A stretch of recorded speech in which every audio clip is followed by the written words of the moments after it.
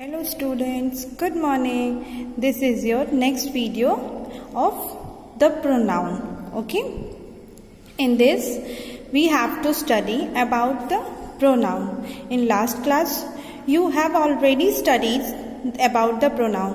तो मुझे ज़्यादा एक्सप्लेन करने की तो ज़रूरत है नहीं, सबको पता है कि pronoun क्या होता है, बस थोड़ा वो डिराइव्ड हो जाता है. Okay. Now let us we study.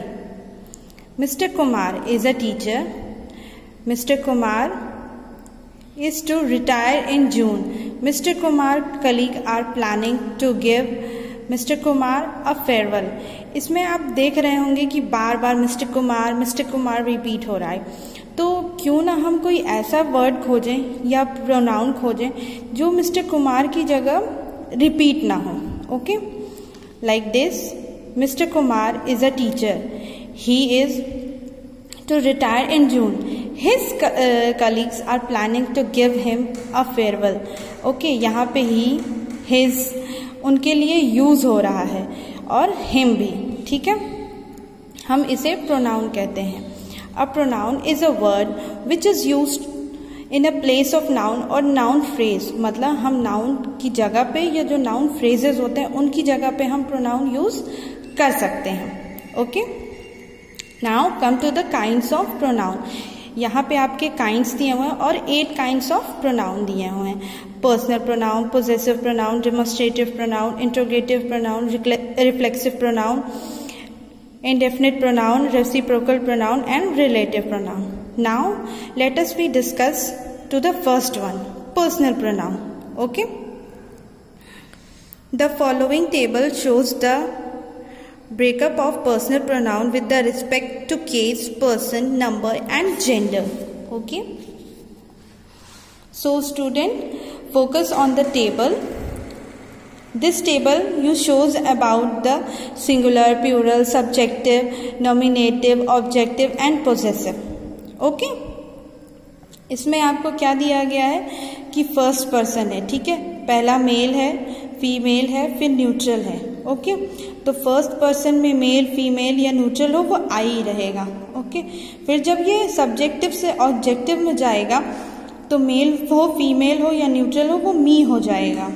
फिर पोजेसिव में जब चेंज होगा तो चाहे मेल, फीमेल या न्यूट्रल हो वो माइन हो जाएगा. इसी तरह सेकंड पर्सन पे आते हैं, यू एंड योर्स. ओके, इसमें भी कोई चेंजेस नहीं होंगे तीनों में.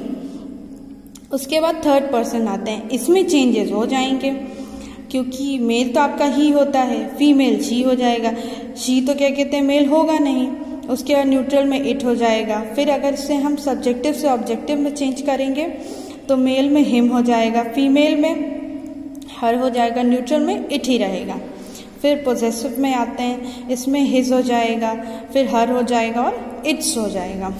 ओके, फिर प्लूरल पे देखते हैं. First person we, us, ours. Second person you, yours.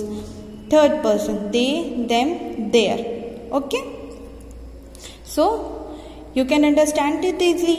Now, case and personal pronoun. Always use the nominative case if a pronoun is a part of the subject. Example, my sister and me went to the movie. My sister and me went to the movie. ध्यान से सुनिएगा. How it become a me? My sister and I went to the movie. मतलब मेरी sister और मी कैसे होगा कि मैं जा रही हूँ मूवी देखने, मेरी सिस्टर और मैं जा रहे हैं मूवी देखने. तो यहाँ मी की जगह आई हो जाएगा, तो ये आपका सेंटेंस करेक्ट हो जाएगा. Okay, always use the objective case pronoun if the pronoun is a part of object. My sister looked a picture of him and I. मतलब मेरी सिस्टर ने उसकी पिक्चर देखी और मैंने. My sister looked a picture of him and me. फिर इसमें आता है आपका आई इसमें रॉन्ग है और मी जो है करेक्ट हो जाएगा. Okay, personal pronoun are called the personal because they indicate a person speaking, spoken to or spoke about. इसमें personal pronoun क्या कहता है जिसके बारे में आप पर्सनली इंडिकेट कर रहे हो, मतलब उस पर्सन को पॉइंट कर रहे हो कि नहीं वही है आपका, ठीक है, चाहे वो सिंगुलर हो या प्लूरल हो, बट इंडिकेशन ही आपका इसमें पर्सनल प्रोनाउन कहा जाता है। Example, I saw you when she talk to them, मतलब मैंने देखा कि तुम जब उससे बात कर रही थी, ठीक है। In the above sentence the pronoun I refers to the person speaking, the pronoun you refers to person spoken to, and the pronoun she and them refers to person spoken about. Okay, जैसा कि मैंने अभी समझाया। Second one, number and personal pronouns. इसमें आपका the number shows whether the pronoun refers to a single person or a thing or more than one person or thing. It tells what verb we have to use, singular or plural. He is late. Using a singular form of verb be is. We are late using the plural form of verb be or are. Okay, तो यहाँ पे जो है आपके example में लिखा है he is late, तो आपका वर्ब जो है इसमें इज है, ठीक है, और वी आर लेट मतलब हम लेट हुए हैं, तो ये आपका वर्ब चेंज होके इज से आर हो जाएगा, ठीक है। जब आप सिंगुलर हो तो इज होगा और प्लूरल हो जाओगे तो आर हो जाएगा। Okay, remember that pronoun you whether is singular और plural always take the plural form of verb. You are late, you were late. Okay, इसमें आप मतलब डिस्क्राइब नहीं कर सकते कि कौन सा सिंगुलर है कौन सा प्लूरल, तो हम हमेशा जो है प्लूरल लेके चलते हैं। Okay, now come to the next one, gender and personal pronoun. Some of the personal pronouns have a gender which means that they are masculine male, feminine female, and neuter means neither female और female. Knowing the gender of ascendant, we can choose a pronoun with matching gender. Okay, let us see with the example. Sumit is my brother. I like him. Okay, मतलब सुमित क्या है, वो मेरा भाई है। I like him मतलब ये mail है, इसमें सुमित और him तो ये मैस्कुलिन हो जाएगा। Okay, this is Samita, she is a dancer मतलब यहाँ पे शी उसके लिए यूज हो रहा है तो ये फेमिनिन हो जाएगा क्योंकि वो गर्ल है। Okay, this is my pen, give it to me मतलब ये आपका न्यूटर जेंडर है, मतलब वो पेन है, कोई थिंग्स तो नहीं है कि आप उसमें मेल या फीमेल बता सको, तो ये आपका न्यूटर जेंडर हो जाएगा। Okay, possessive pronoun. अब possessive pronoun indicates that the person has the possession of something. It defines who own a particular object or person.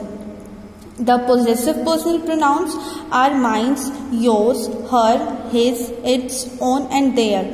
इसमें आपके पोजेसिव प्रोनाउंस होते हैं, ठीक है। आप इसमें किसी को ये बता रहे हो कि पोजेशन क्रिएट हो जाता है कि वो पर्टिकुलर ऑब्जेक्ट और पर्सन, मतलब एक इसमें पोजेशन जो भी क्रिएट करोगे किसी के भी लिए वो आपका एक पर्टिकुलरली फिक्स्ड होगा। Okay, this pen is mine मतलब वो पेन मेरी है, मतलब माइन जो है आपका सब्जेक्ट कॉम्प्लीमेंट क्रिएट कर रहा है और वो ये बताता है कि ये आपकी ही है, किसी और की नहीं। Demonstrative pronoun. Demonstrative pronoun point out the indefinite a noun and pronoun. This, these refers to things they are nearby either in a space time. That and those refers to things that are further away in the space of time. The demonstrative pronoun this, that are used to refers to singular noun. This and those are used to refers to pronoun. It should be noted that is used are the relative pronoun and also it brought the diary that I want. मतलब इसमें आपको this, these, those ऐसे चीजें आती हैं, ठीक है। तो इसमें आपको ये बताना रहता है कि यहाँ पास में है, दूर है या कैसे है, ठीक है। Like this is book I want, मतलब ये बुक मुझे चाहिए, ठीक।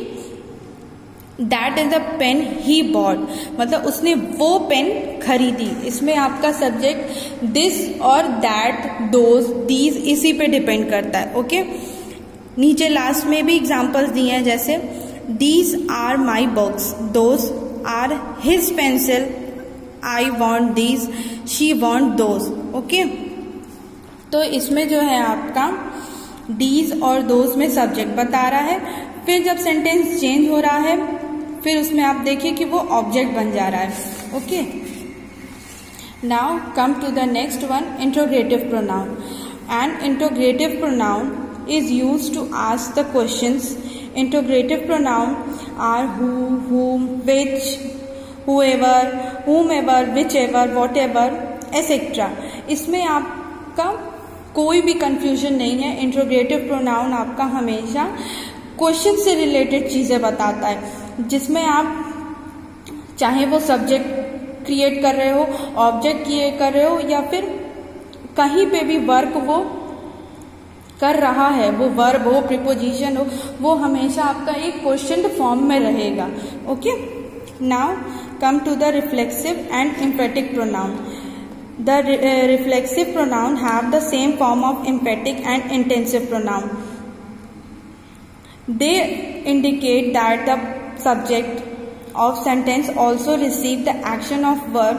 The reflexive pronoun reflect the subject of the sentence. She enjoy herself fully, मतलब वो उसके साथ enjoy कर रही है।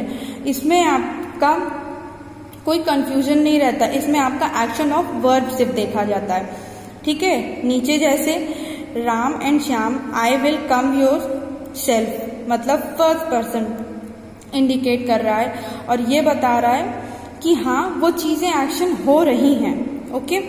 Now come to the reciprocal pronoun. The reciprocal pronoun are each other and an other.